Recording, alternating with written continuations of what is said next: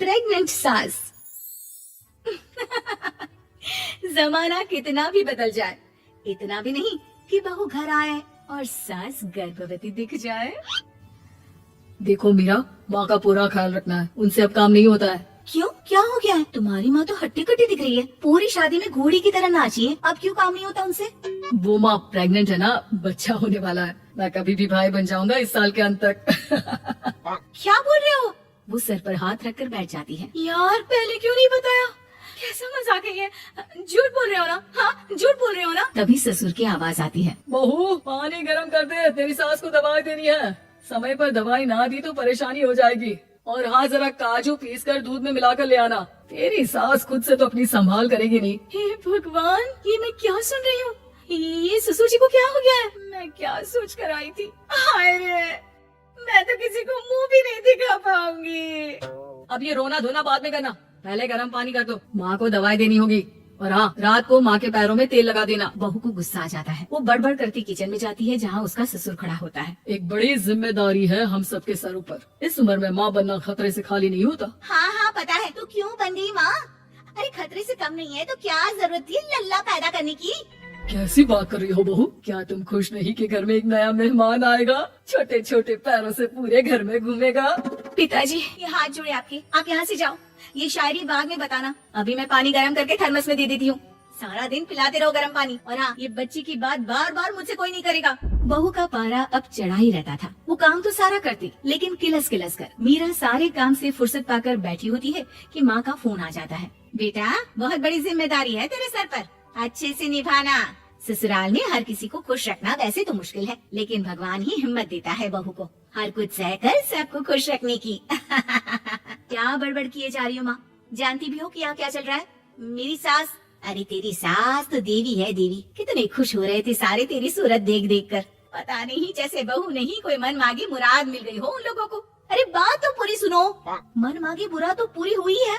अरे मेरी सास को बच्चा होने वाला है, प्रेग्नेंट है वो। क्या बकवास कर रही है मीरा? ये बात किसी को कहना मत। मुझे तो बता दिया, लेकिन अब अपनी जबान सिल ले। कहाँ है तेरी सास? बात तो करा मेरी। पूछू जरा, पोता पोती खिलाने की उम्र में खुद का बच्चा खिलाने का शौक कहाँ से आ गया? और आया भी तो बताना तो चाहिए था। अब क्या नाक कटाने के लिए हम लोगों से रिश्ता जोड़ा है? रुक, तेरे पापा से बात करती हूँ। मीरा फोन रखकर लेट जाती है। वो एक सपना देखती है कि उसकी गोद में एक बच्चा खेल रहा है। भाभी की गोद में कितना खुश दिख रहा है ना, लग ही नहीं रहा कि भाभी है। मैं तेरे लिए क्या लाया हूँ, सोने की बालियाँ। तेरी शादी में तो मैं बुढ़ा हो जाऊंगा ना। अरे कैसी बात कर रहा है बेटा, इसकी जिम्मेदारी तो तू ही लेगा। हम लोगों का तो कोई भरोसा नहीं, कब ऊपर वाला उठा ले। बहू को सास को देख देख कर गुस्सा आ रहा था, तभी वहाँ पड़ोसन आ जाती है। अरे बहू, तुझसे तो पूछने से भी डर लगता है कि कब खुशखबरी सुना रही है। अब तो अपनी 1 महीने की ननद की ही जिम्मेदारी संभाल ले, बहुत है। अपने जेवर भी रख देना और पैसे भी जमा करना शुरू कर दे। वो बात आगे बढ़ाती उससे पहले ही बहू जोर से चिल्लाकर उठ जाती है। नहीं नहीं नहीं नहीं, मैं अपने जेवर किसी को नहीं दूंगी। अरे कौन ले रहा है तुम्हारे जेवर? तुम औरतें भी ना सपने में भी जेवर ही संभालती रहती हो। मैंने जो सपना देखा है ना, सुनोगी तो होश उड़ जाएंगे। अच्छा, तुम अपना सपना बाद में बताना, पहले मेरा सुनो। कल मैंने इतना अच्छा सपना देखा, इतना अच्छा सपना देखा कि अगर वो पूरा हो जाता है ना तो मैं तुम्हारे लिए रानी हार बनवा दूंगा। बहू अब सारे गम भूलकर पति का सपना सुनने में लग जाती है।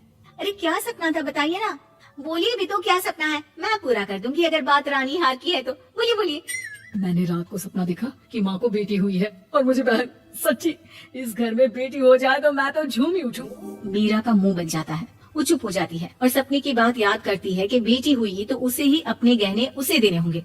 फिर तो रानी हार की जरूरत पड़ेगी ही। भाई लड़की बड़ी होगी, उसकी शादी होगी तो जेवर तो चढ़ाने ही होंगे ना, कहाँ से आएंगे वो? कितनी समझदार हो तुम मीरा। मैंने भी यही सोचकर तुम्हारे लिए रानी हार लेने का सोचा था। अरे फूटी किस्मत मेरी जो ऐसा परिवार मिला। मेरे पापा की तो मैं अभी क्लास लगाती हूँ, जो सब जानते हुए भी ऐसे परिवार में मेरी शादी कर दी। बहू पिता को फोन लगाने ही वाली होती है कि ससुर की फिर से आवाज आती है। बहू गर्म पानी ले आ जल्दी, थर्मस में खत्म हो गया है। बाद में खबर लेती हूँ मैं पापा की, पहले सास को गर्म पानी दिया हूँ।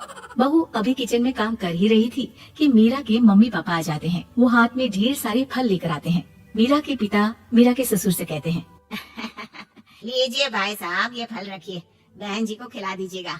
वैसे कैसी है उनकी तबीयत? बस पता तो है आपको, ऐसे वक्त में जो होता है बस वही सब। मुझे तो सुनकर बहुत गुस्सा आया था, लेकिन चलिए, भाग्य में जो है लिखा उसे कौन टाल सकता है। डॉक्टर को दिखाए? हाँ हाँ, बस डॉक्टर आने ही वाला है। अच्छा हुआ आप लोग भी आ गए। उतने में एक सुंदर सी लेडी डॉक्टर आती है। पेशेंट कौन है आप? अरे नहीं जी, मैं तो बहू हूँ इस घर की। मैं तो अभी सोच भी नहीं सकती पोता या पोती के बारे में।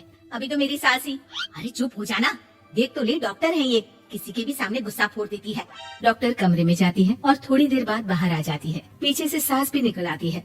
हे भगवान, इतना दुख तो किसी को भी ना दे जितना मुझे दिया है। देखिए बहन जी, आप लोगों को तो ये सोचना भी नहीं चाहिए था। वही तो मैं भी कह रही थी कि आप लोगों के लिए तो सोचना भी गुनाह है, लेकिन अब पछताई होत क्या जब चिड़िया चुग गई खेत। डॉक्टर वहाँ से चली जाती है। मैं माँ नहीं बन सकती, मैं प्रेग्नेंट भी नहीं हूँ। ये कैसे? तुम तो बोल रही थी कि अरे वो गैस का दर्द था और पेट भी गैस से फूल रहा था। डॉक्टर ने चूर्ण दे दिया है, गर्म पानी से फाँकना है। मैं अभी लाती हूँ गर्म पानी। अरे मैं तो गीजर ही लगा देती हूँ।